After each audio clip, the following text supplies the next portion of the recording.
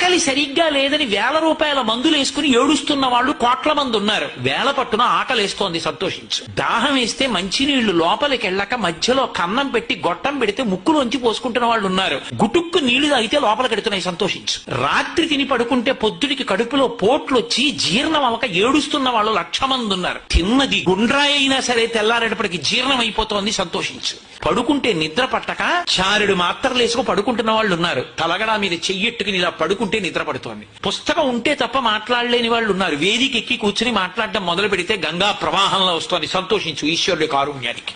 కొంతమంది కూర్చోలేని వాళ్ళు ఉన్నారు, కూర్చుంటున్నావు. నడవలేని వాళ్ళు ఉన్నారు, నడుస్తున్నావు. చూడలేని వాళ్ళు ఉన్నారు, చూస్తున్నావు. వినలేని వాళ్ళు ఉన్నారు, వింటున్నావు. ఈశ్వరుడు నీకు ఇచ్చిన దానికి ప్రతి క్షణం తృప్తితో ఓలలాడిపోవాలి. ఎన్ని మాటలు కృతజ్ఞత చెప్తావు? అది మానేసి ఎప్పుడు ఏదో పోయిన దాన్ని తలుచుకుని ఏడవడం కాదు, వచ్చేదాన్ని ఊహించుకుని అలా జరిగితే బాగుండని కనుబొమలు ఎగరేయడం కాదు. ఇప్పుడు ఇక్కడ నీ